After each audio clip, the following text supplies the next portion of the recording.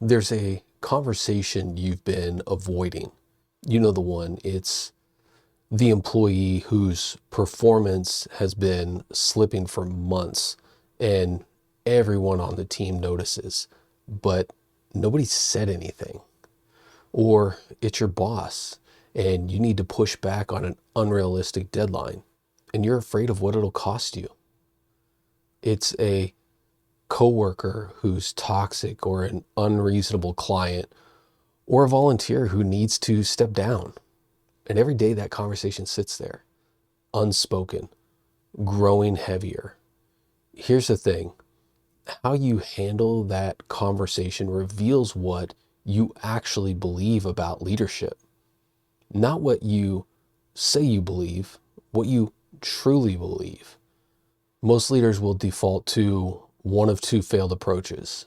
They either bulldoze people with the truth or they soften it until it disappears. And Jesus never did either. He had at least 3 brutally hard conversations in the Gospels. And by the end of this video, you'll have a simple 3-step framework pulled straight from how he handled them that you can use on the exact conversation you're avoiding this week. And let's be honest about why we avoid hard conversations.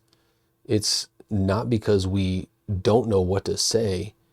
You've rehearsed it probably a dozen times in the shower, on the drive to work, lying awake at 3 a.m. We avoid hard conversations because we're afraid of what happens on the other side. After they'll get defensive, afraid it'll damage the relationship, afraid we'll be seen as the bad guy, afraid we're wrong, that maybe the problem is us and not them. And here's the quiet fear underneath all of that. We're afraid we won't handle it well, that maybe we'll get emotional, that we'll say the wrong thing, that we'll make it worse instead of better. So we do nothing. We call it patience. We call it giving them space. We call it picking our battles. But it's not patience, it's avoidance. It's avoidance dressed up as wisdom. Think about the volunteer team lead who's watched a key volunteer show up late, unprepared, or checked out for 3 months straight and said absolutely nothing because the volunteer is well liked and the leader doesn't want to be that person. Every week the silence gets a little heavier and everyone on the team notices except the 2 people who need to talk. And the cost of avoidance is higher than you think. When you avoid a hard conversation, you're not protecting the relationship. You're actually starving it. The other person doesn't know necessarily there's a problem, so they can't fix it. The team sees you tolerating something you shouldn't, and they lose respect for you, for your leadership. And you carry the weight of it every single day, and it's eroding you slowly from the inside. Proverbs 27:5 says, "Better is open rebuke than hidden love." That's not a permission slip to be harsh. It's a warning that your silence isn't kindness, it's neglect. And the person who needs to hear the truth deserves better than a leader who's too afraid to say it. When leaders finally work up the courage to have the hard conversation, they typically default to one of 2 approaches, and both are wrong. The first is the steamroller. This is the leader who walks in armed with facts or data points, examples. They've built the case and they're ready to win. The tone is direct. The language is blunt. The goal, whether they'd admit it or not, is to be right. The steamroller gets the conversation over with, sure, but they roll right over the relationship to get there. The other person feels attacked, never developed. defensive, not understood. And the behavior might change for a week or two, driven by fear, but nothing actually transforms. And that's not leadership. That's dominance disguised as honesty. Now, the second is the softener. This leader is so afraid of hurting feelings that they never actually say the thing. They wrap it in compliments. They use vague language like some people have noticed instead of I've noticed. They qualify everything so heavily that the real message gets buried and the other person walks away thinking everything's fine. The softener feels virtuous in the moment, thinking to themselves, I was kind, I was gentle, but they weren't kind. They were cowardly. And 6 months later, the problem is still there. And now it's worse because nothing was actually communicated. From the steamroller, we get truth without love. From the softener, it's love without truth. Both fail. Here's what Ephesians 4:15 actually says. Speaking the truth in love, we are to grow up in every way into Him who is the head, into Christ. I say this often, but I want you to notice the order here. Speaking the truth in love. That's the hard part, not truth without love, not love without truth. Truth carried in love. That's a narrow path to traverse, and I'm so bold as to say most leaders never walk it because it's easier to pick one side and call it a virtue. But Jesus didn't pick either of these sides. He held both every time. Let me show you 3 hard conversations Jesus had and what each one teaches you about doing this differently. First is the woman at the well in John 4. This is a woman with what could easily be called a messy life. 5 husbands, currently living with a man who isn't her husband. The whole town knows it, which is likely why she's drawing water alone at noon in the heat rather than in the morning with the other women. And Jesus doesn't open with confrontation. He opens by crossing a line nobody expected him to step over. A Jewish man wasn't supposed to speak publicly with a woman he didn't know, and in some customs of the day, not even with his own wife out in public. Now, Jews and Samaritans avoided each other entirely, treating one another as enemies. And sharing a water jar with her would have made him ritually unclean by the standards of his own religious culture. Jesus does all 3 anyway. He says, give me a drink. He doesn't lead with her sin. He leads by absorbing the social cost of reaching her first. He crosses the barrier before he says anything hard. And where he does name the truth, saying, you are right when you say you have no husband. The fact is you have had 5 husbands.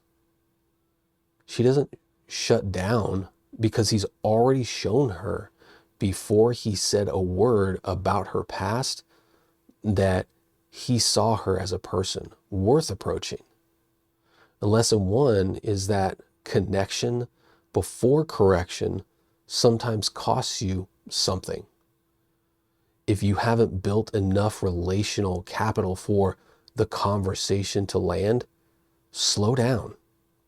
That means before you cross any awkwardness, status gap, or discomfort that may be in your way, reach first. Understand before you demand to be understood. Now, the second hard conversation Jesus had that I want us to look at is with the rich young ruler from Mark 10. This man comes to Jesus with a sincere question.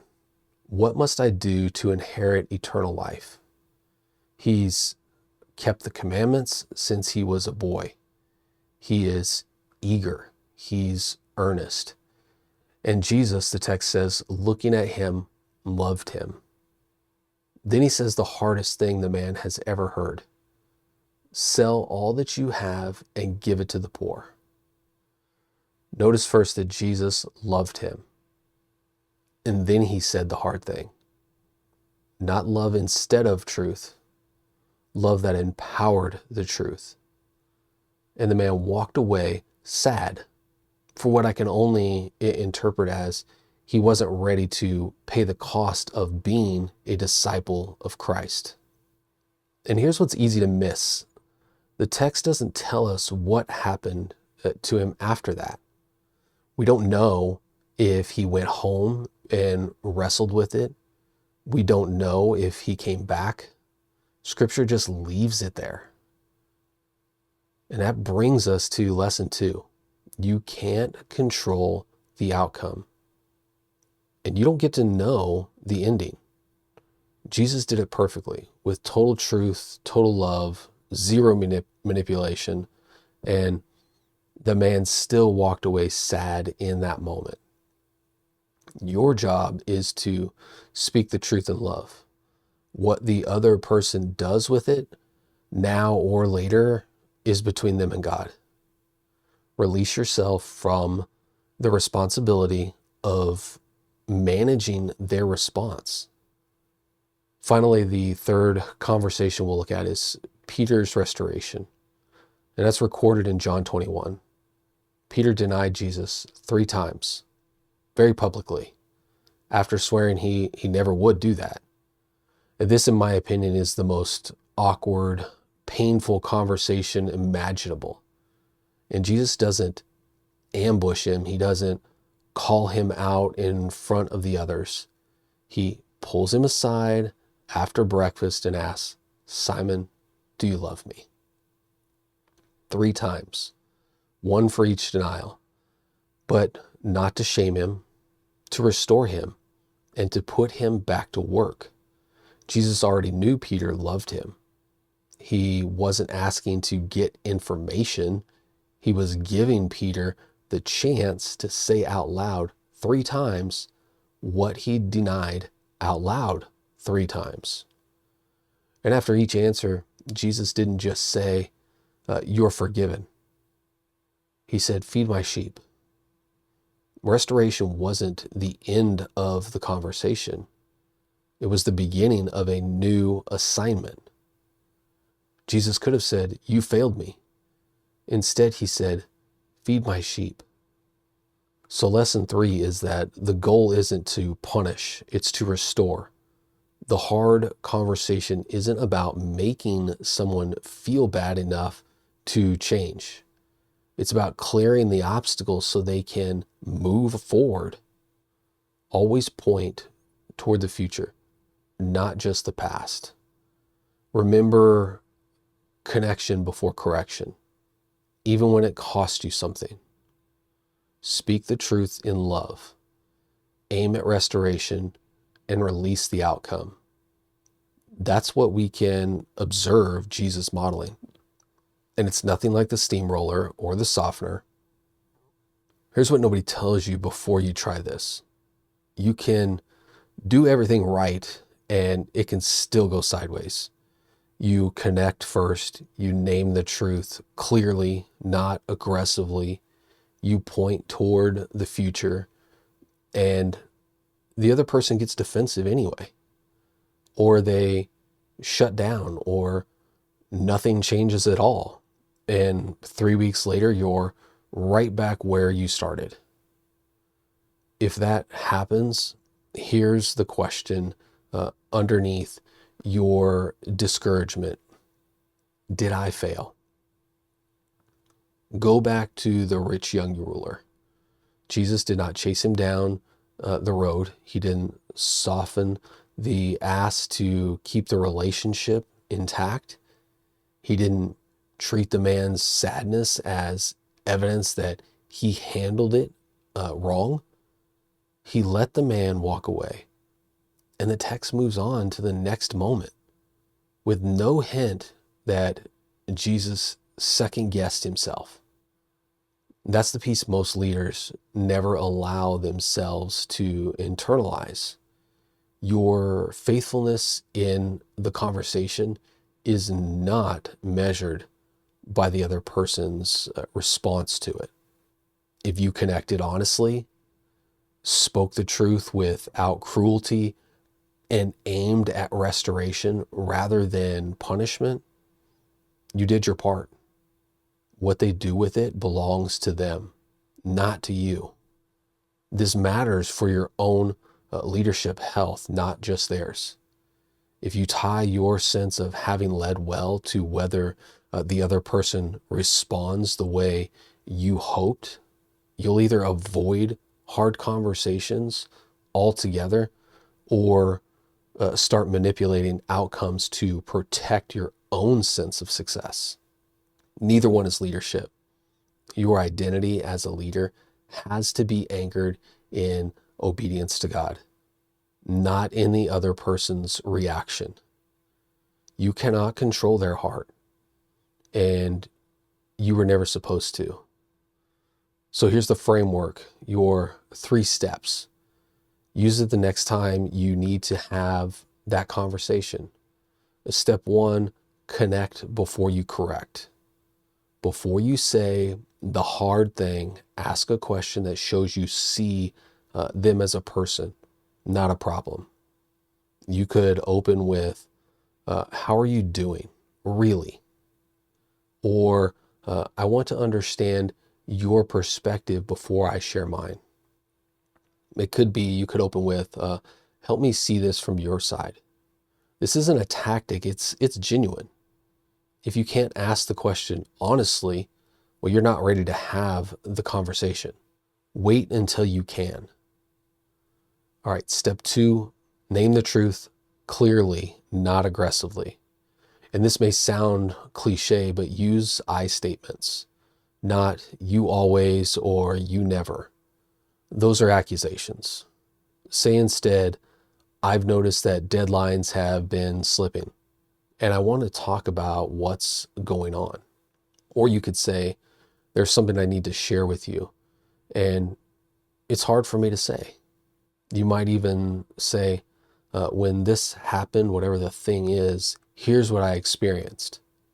And be specific, be direct. Don't bury the lead, but also don't weaponize it either. Okay, step 3, point toward a future, not just a problem. Here are some sentences that could help reduce negative outcomes. And the first is, here's what I'm hoping for. And then fill in what that is.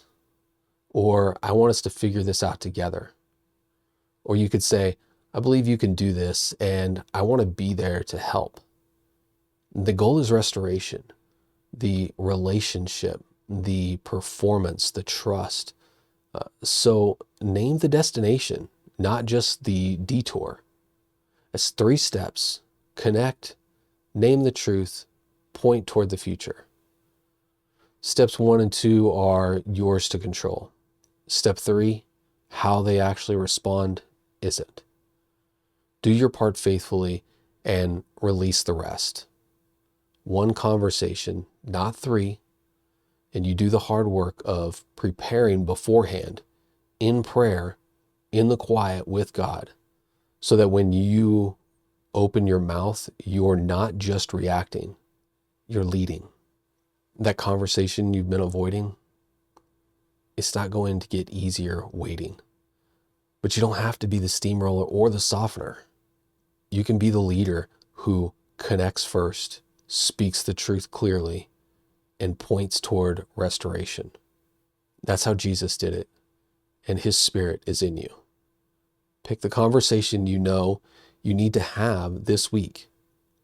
Write down those 3 steps, pray through them, then go. When you do, drop 1 word in the comments, restored, or email it to me if you're listening through the podcast, because hard conversations aren't just obstacles. They're invitations, and the best leaders don't run from them. One conversation, that's it.